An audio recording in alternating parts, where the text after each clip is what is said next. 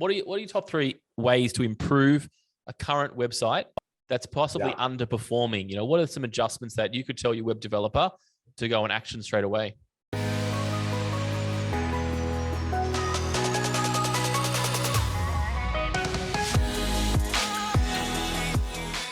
Welcome back to the Marketing Muscle Up podcast show. I'm your host, Richard Aturnji, and in these episodes, we talk all about how to grow your health and fitness studio, personal training business, gym, and we do that through a whole different array. Now, in one of our programs, our Com Marketing Ninja program, one of our first modules is this concept called brand, and I know brand is, a lot of people we all buy from brands. You're probably wearing branded clothes, shoes. You got from Nikes on, and there's brand everywhere that goes around us. But for some reason, and I know the reason, because I think what's happened is before kind of I like the golden era on Facebook, where we could easily put something up and could put a lead form up, for example, and all of a sudden we've got these leads. But the market's changing, it's shifting. I call it the new age of marketing again, and I want to highlight something that's been probably by far the one thing that you cannot compete on ever, and nobody can beat you on. There's no competition in this, and that is a thing called brand equity. Owning your brand, owning that concept of what you're unique about. So I thought I'd bring on the best person for this job, Jack Lee. Jack's going to join us in this podcast episode. And Jack usually sits at the back, and Jack has created many amazing brands, especially in the health and fitness space. Jack's been as part of the Com team for a few years now, and it's a pleasure having him. And he's had so many years of experience in this game. Welcome, Jack. How are you? I'm good. Thank you, Richard. Very good. Now, Jack, our conversations are usually about, websites and logos and all those kind of things, really tactical. And I wanted to pull you out because you have been creating for many, many years, well before Canva started. Isn't that right, Jack? Yeah. 18 years, over 18 years, I've been a designer. So yeah, it's been a long time. It has been a long time. If you're watching this, if you're listening to this on audio, we do have a YouTube version. And if you do want to check that out, Jack does not look a day past 21. Yeah. So, thanks. So there's something to do with the work that you do, and that's creating amazing brands for people, and especially all of our clients at Com Marketing as well. So Jack, take me back to the question of what brand means to you as a branding expert. Well, I guess branding is. Some people think branding is the logo, but it really is not, right? The brand is bigger than just a visual identity. The brand, I always like to treat a brand like a person. Yep. So think about you're playing a Sim City. You're trying to, the game Sim City, trying to create this person, that this person, what this person's gonna wear, the personality, the attitude, the way this person communicates. And this person, the friends that he or she hangs out with, that's really important. That's all kind of part of the brand. So, so I guess if you think of it as a person, the brand, for example, Com for you guys, associate, partnership with other like-minded business, for example. So, there's all the friends that you hang out with. So that really shape who you are as a brand, or your brand is. So, so I guess you kind of have to really focus on, how you're going to speak to, your customers, the tone of voice you should be, using when speaking to customers, and, branding as in like branding identity, the logo and the look and feel, the color, I guess it would be kind of like, the way you dress, the way you come across, that's it's a part of the. I think that's really important to kind of think about it as a whole entity. And it is interesting because I think a lot of people go, oh, I've got a logo, I'm good, my brand's done. You're talking about who you're hanging around, who you're partnering with. That's right. And that's really interesting. That's an interesting concept there. So it really comes down to, especially let's say a smaller operator, so a solo operator, They may have a logo, but a big part of their brand is themselves. I mean, how do they navigate that if they don't, people are judging what shirt we're wearing? Is that what you're saying, Jack? Well, we're constantly being judged all the time, right? Your people will judge you on your logo or on the things that you put out to on social media, for example. People will if you don't communicate the right way, if your logo or the colors on communicate to your right target audience, it's probably not very good. So you need to really figure out, identify who you're trying to attract. So identify your target audience, what kind of personality they are, and what kind of the style, or what will appeal to them, right? It's at the end you want to sell stuff to them. So interesting concept. So it's like walking into your favorite store, let's say retail store. I think you're wearing a Nike shirt there, Jack, maybe. I'm not sure. No, that's a Lululemon. Oh, Lululemon. I apologize, Lululemon. That's why it looked way better, the Lululemon, than the Nike. It fits well, Jack. It fits well. They brand themselves very well, right? So, Well, yeah, I mean, they brand themselves totally different to Nike, for example, don't they, Jack? And when I walk into a Lululemon store, you feel something like calmness, and you almost feel healthier just walking in there, right? And basically like, take all my money, really. Take all my money, exactly right. Exactly, just take our money. Where Nike's a bit more fitnessy, isn't it? It's a bit more like let's crush something. Let's do something strong, and right? The price point makes a difference. Nike is a bit more affordable for I guess a younger generation, like younger kids as well, right? For teenagers up to 20s, because I don't think teens can really afford Lululemon. Like, they don't want to pay $80 for a pair of shorts. I mean, you think Nike is expensive, then you go Lululemon, you go, Nike's cheap, isn't it? Yeah. So you're right. They're attracting a different audience. And that's a very interesting point you talk about, Jack. Price point even, you know what I mean? So when you're charging at a higher price point, you got more premium customers. Is that the summary of that? I guess it's very different. What you need to figure out what your strategy is, right? That's why F45 charges a little bit more, because they know people will commit to it. They'll keep coming back because they're paying a lot more.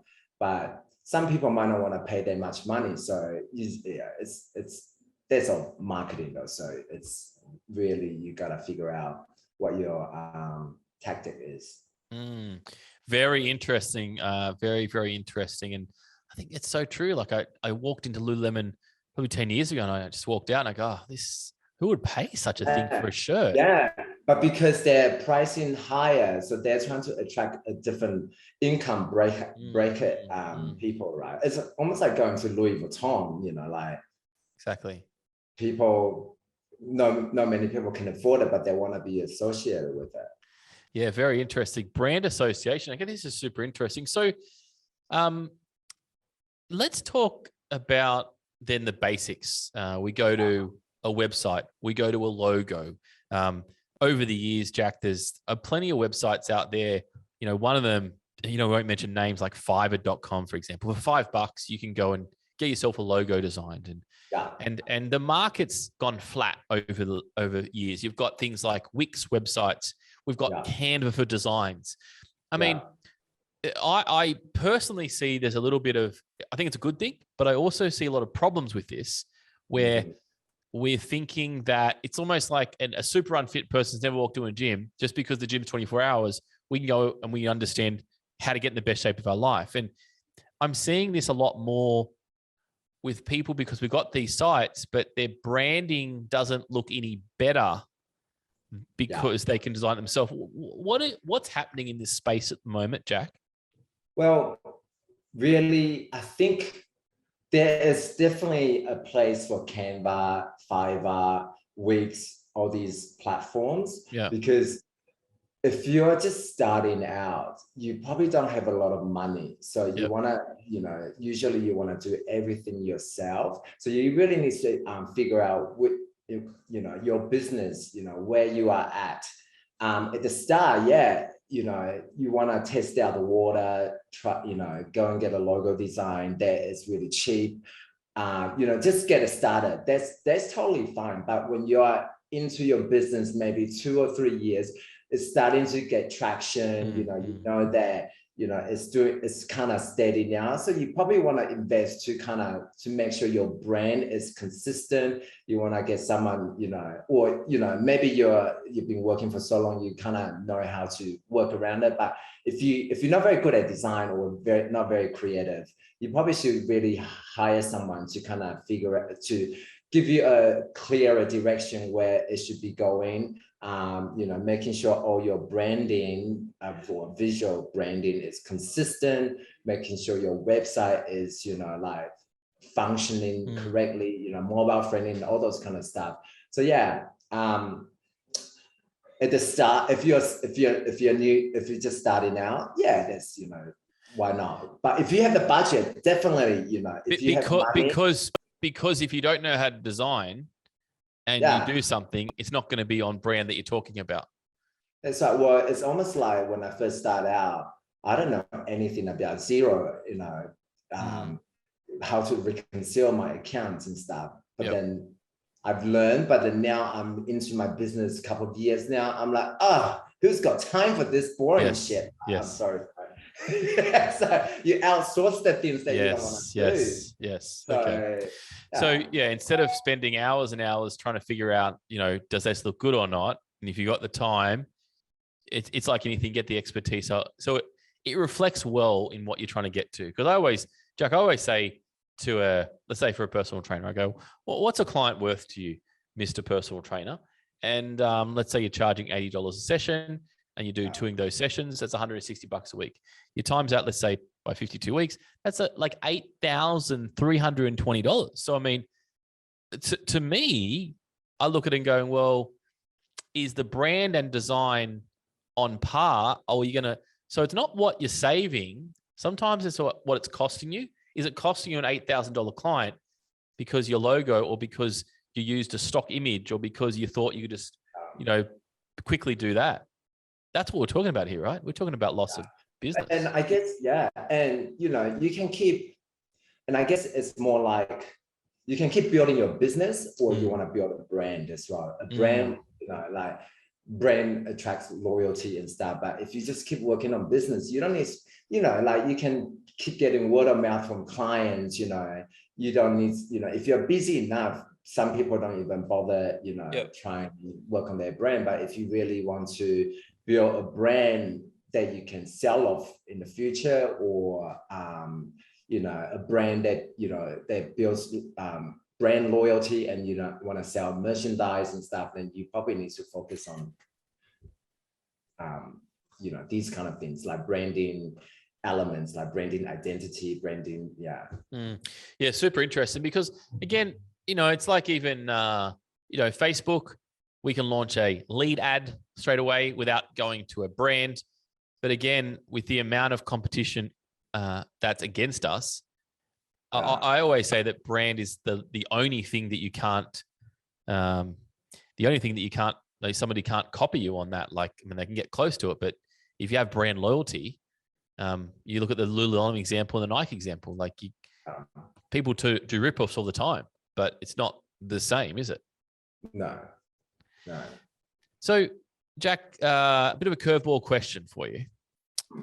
I know you enjoy those ones. I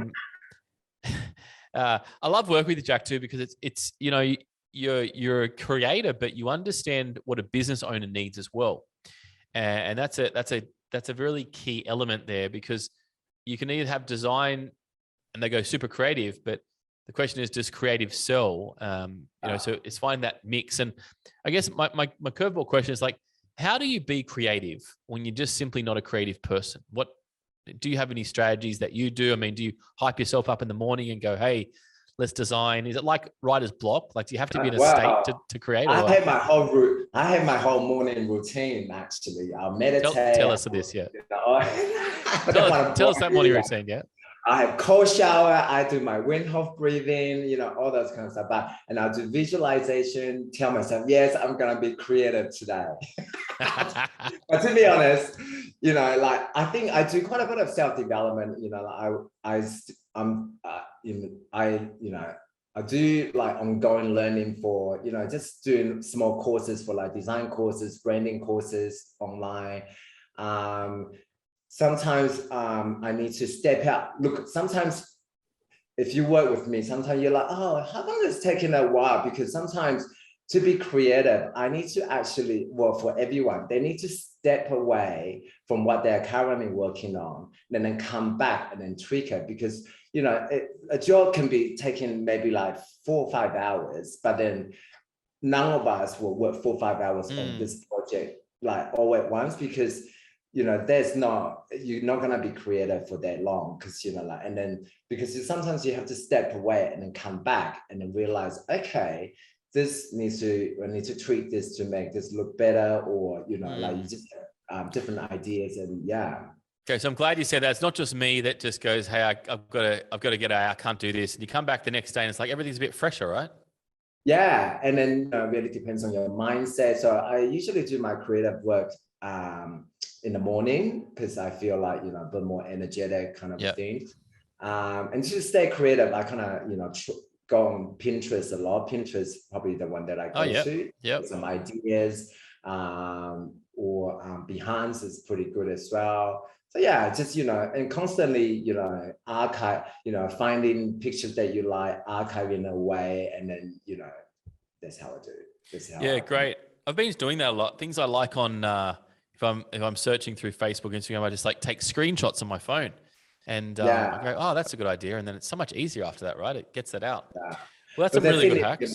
But also like sometimes I know for small business a lot, they go on Pinterest, they find something they like, and then all of a sudden they're trying to recreate, trying to copy it. But then you need to be careful, because you're trying to copy, but you need to really know your branding well. You don't want to go off your branding identity and then completely, because you find something that you like. So you gotta be careful. You can adopt some graphic elements that they incorporate to your existing branding, but you don't want to just go veer of a completely different direction. Yeah, very interesting. The copy and paste scenario. And I think that's the problem with Canva, so because Canva offers a lot of different templates for people to use. And then all of a sudden, all right, I'm going to do a social post. And then all of a sudden I see something that I really like. There's a template, but it's completely different visual than what your branding is. So people just kind of create that and then put it out there. And then, your audience will not make an association with your brand. So you just got to be careful with that. What worked really well for us, Jack, when you rebranded our com icon, you said, Richard, do you want to go totally different or very similar? I said, might just go similar. But well, you started from let's go completely different, and I knew you will come back to but just a refresh. Yeah, just a little refresh. But what you did really powerful for us, and what you do for our clients too, is that you gave them a guideline. So things that we could take and use on Canva, and like it could be a color theme, or it could be certain pictures that we should be using, or certain like blobs or sort of little graphics that you create. And that's really powerful. So then you can, the boundaries, and you don't have to recreate all the time. I think that's super powerful for businesses that don't have that. So with every branding, you should be getting a branding style guide, right? So it's basically a rule book, what you should be doing with your brand. So the color palettes, the font you should be using, in any associated graphics, and like some of the branding guideline can be like a Bible, can be really big, right? Like even like how to the font size, like all the lettings and kernings, but if you're a small business, just keep it a little bit simpler. I think that great advice. Or another curveball question for you, Jack. What's the best brands that you really love? Like, what's where does your, I know you talked about that before, but what's a brand that you really admire? Well, go with the obvious one, maybe Apple. Apple is a really good brand. Apple, they do things really clean. They communicate with the audience really well, and like their website is very mobile friendly as well. So like making your site really mobile friendly and very what is the word? Very interactive as well. I think They've done that very well. Yeah. And Monaco magazine is like another good one that I buy, because I love magazines still, because like the feel of the paper, and Monaco is a Canadian magazine, I think. Yeah. And they've developed their brand so well. They even sell merchandise, and they have a big following. Another one's Aesop, the skin care range. Yep. Aesop is, their branding. Yeah, I like that brand. Oh, it's almost like sometimes in the store and they got the free taste. It's like, ooh, it feels good. You go in, it's like the interior is amazing, and like everybody would have a Aesop hand wash, these days, and so many other companies copy the bottle, the design, so they've done it right. So done a great job. Yeah, very interesting. I love the way you look at brands, and I think this is an easy step for anybody who's trying to figure out what their brand is. Like, I did that when I was building my studio and my Zoom studio, and I went around at Westfield and I just looked around at all the stores and how they were designed and what did they use, wood or TVs, and you get a lot of great ideas because they're spending a lot of money on their brand, and especially the setup of their brand. All right, Jack, I know you build a lot of websites. You build a lot of websites. How many websites do you think you've built, Jack? Like, kind of rough stab in the dark there. What do you think? Oh, I don't know. Over 50, I think. Over 50, yeah, definitely. Over 50 what thousand? No, I 50 websites, I reckon. Well, maybe a little bit more. I can't actually remember. Over 18 years, Jack. Over 18 years, talking about how many websites? Yeah, but I didn't really start building website from the very start. Remember, I'm actually trained as a designer, and not many designers actually builds websites. That I actually self-taught myself to build websites later on. So I kind of have. It's almost like you hire an architect, but this architect can also be a builder. So it's kind of hard. So the better question is, how many logos you design, Jack? Too many. 50,000. I don't even like designing logos, to be honest. It takes so long trying to design a logo, yeah. And people don't appreciate. People Yeah, people don't appreciate the time. I always appreciate Jack, the designer here, because he could get the logos done. Takes a bit of time, but gets done right the first time. Let's talk about websites, though, Jack. What are your top three? What are your top three ways to improve a current website that's possibly underperforming? What are some adjustments that you could tell your web developer to go and action straight away? Well, the most important part is to have a call to action button that's really obvious. If you want people to land on your website, you want them to, if you want to sell something to them, or you want them to inquire, make sure that people can inquire through, the call to action button is obvious enough for them to go, all right, I'm interested, where do I get in contact with you? So, that's really important. And making sure it's mobile friendly, because these days, I think they're saying, majority of people use mobile. It's definitely well and truly past the 50% mark. Yeah, but still conversion happens on desktop though, because people still prefer to buy things. Yes. On desktop, they'll do their research on mobile. So so I'll really focus on mobile, and really, really test.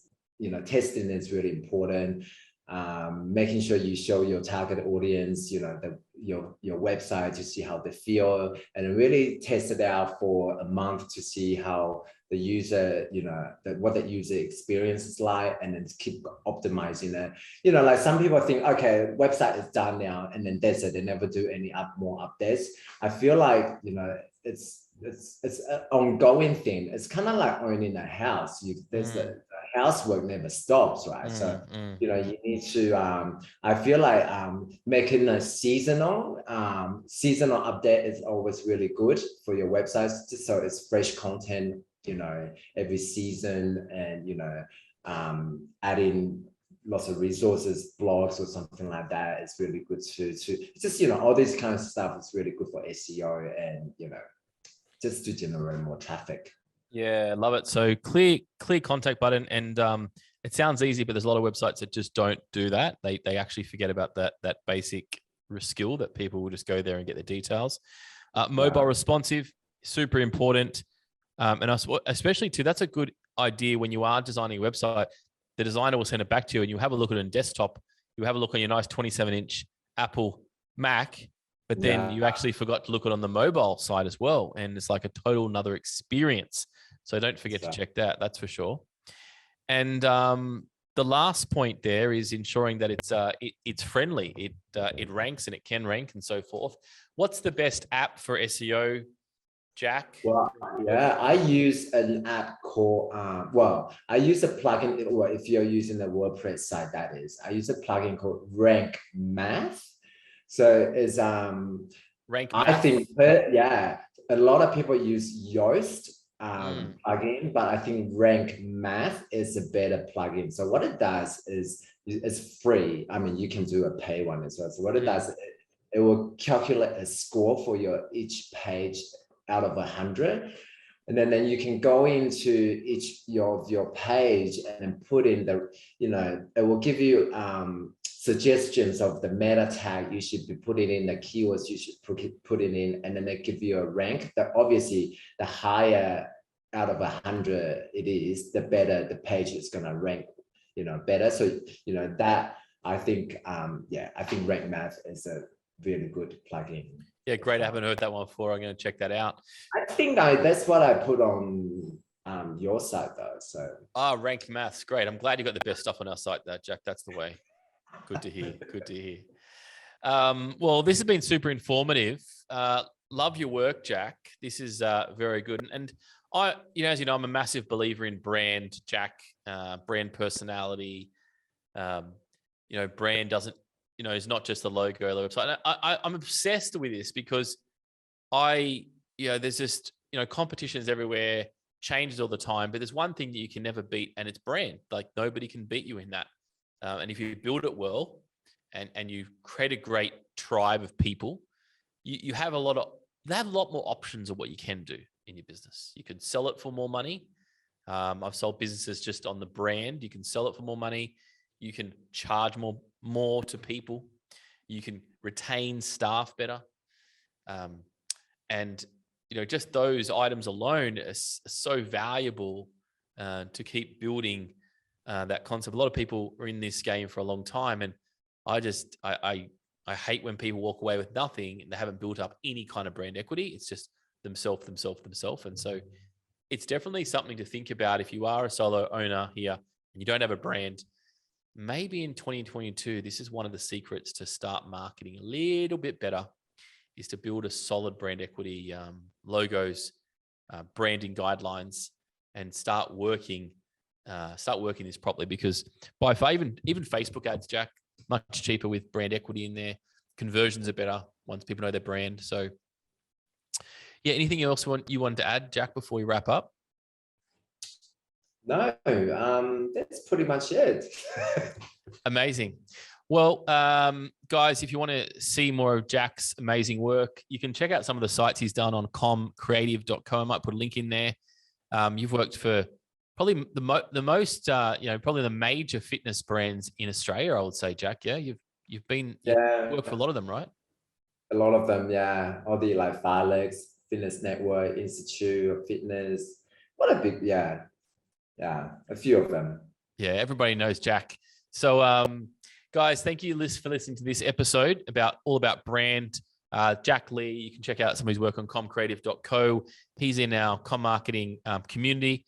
And if you are in that community, you've designed something from Jack, give this episode a like, give Jack a bit of love, and tag this episode and say, hey, this is my designer.